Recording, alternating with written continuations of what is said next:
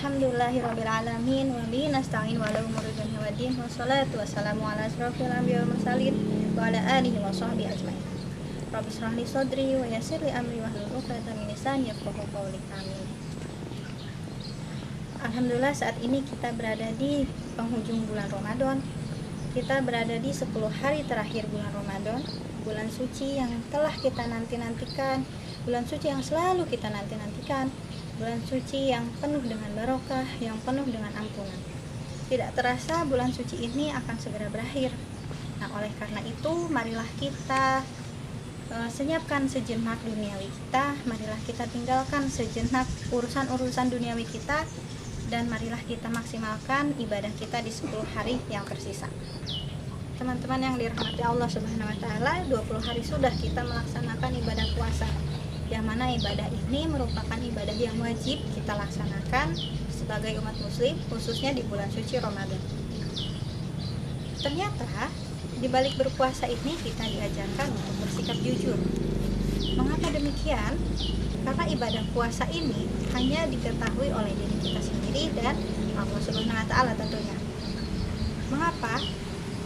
Karena hanya kita yang tahu apakah kita benar-benar menahan lapar, apakah kita benar-benar menahan haus, apakah kita benar-benar menahan hawa nafsu kita, apakah kita berpura-pura, hanya berpura-pura menahan lapar, menahan haus, dan sebagainya.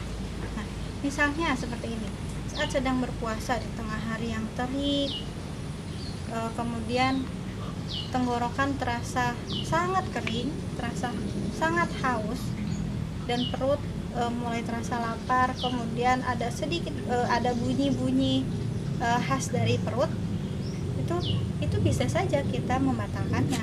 Kita meminum sedikit atau mungkin segelas es teh manis ditemani dengan 3 buah kurma atau 1 piring nasi dengan lauk pauk yang penuh. Ya, tetapi kita lebih memilih untuk melanjutkan berpuasa. Kita lebih memilih untuk terus menahan lapar kita, terus menahan haus kita. Ya, kita memilih untuk melawan ego kita. Kita merasa dan kita percaya bahwa Allah Subhanahu wa taala itu Maha melihat apa yang kita kerjakan. Allah Subhanahu wa taala itu Maha mengetahui apa yang sudah kita lakukan dan apa yang akan kita lakukan. Sehingga dari situ tertanam kejujuran di dalam diri kita, yang mana mungkin itu muncul dari rasa takut kita kepada Allah Subhanahu wa taala, rasa takut kita akan kesia-siaan karena kita sudah menahan haus, lapar, hawa nafsu kita, tapi kita tidak mendapatkan pahala apa-apa. Dari situ muncul benih-benih kejujuran. Atau contoh lainnya, misalkan seorang siswa yang memiliki tugas atau ujian-ujian ketika dia sedang berpuasa. Awalnya ia berpikir untuk nanti lihat saja ke teman, nanti saya mau begini aja, nanti gini aja. Nah, tetapi karena dia berpuasa, kemudian dia ingat, oh iya, kalau misalkan saya melakukan kecurangan, berarti saya tidak jujur, berarti saya sudah melakukan suatu hal yang dusta atau bohong. Nah, hal yang dusta atau bohong itu bisa mengurangi pahala-pahala puasa kita. Nah, karena dia sayang dengan pahala-pahala tersebut, kemudian ia tidak jadi melakukan kecurangan tersebut, dan akhirnya ia mengerjakan tugas-tugasnya dengan jujur, dengan kemampuannya sendiri, dengan usahanya sendiri. Atau misalkan contoh lainnya, seorang pedagang, karena ia sedang berpuasa, ia takut kepada Allah Subhanahu wa taala, ia takut pahala puasanya berkurang. Kemudian ia berjualan dengan sungguh-sungguh, dengan jujur. Misalkan ada suatu barang yang memang kualitasnya bagus, ia akan berkata bahwa barang itu berkualitas bagus. Atau misalkan barang itu kurang bagus, ia akan berkata kepada pembelinya bahwa barang itu kurang bagus.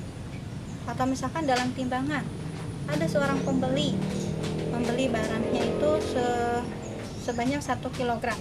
Ia memberikan sebanyak 1 kilogram sesuai dengan apa yang diminta oleh si pembeli tersebut.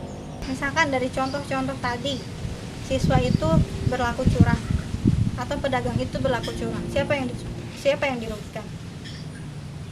Tentu siswa dan si pedagangnya juga dirugikan. dan bahkan si pembeli pun dirugikan. Kenapa? Jika seorang siswa dia berlaku curang, itu akan membuat dia tidak berusaha untuk lebih mengasah kemampuannya ya. Sedangkan si pedagang tadi dia bersikap curang, itu berarti nanti harta yang ia terima tidak halal ya, betul. Dan si pembeli ya sudah pasti dia rugi karena dia membeli sesuatu yang tidak sesuai dengan apa yang dia inginkan, seperti itu. Nah, dari contoh-contoh tadi kita melihat bahwa kejujuran itu sangat penting dimiliki oleh setiap individu. Semoga dengan berpuasa ini kita bisa lebih melatih. Dengan berpuasa ini kita bisa lebih melatih kejujuran kita. Semoga setelah lebaran nanti, setelah Idul Fitri nanti, kita bisa menjadi pribadi yang lebih jujur lagi. Oke, cukup sekian. Terima kasih. Mohon maaf apabila ada salah-salah kata. Wassalamualaikum warahmatullahi wabarakatuh.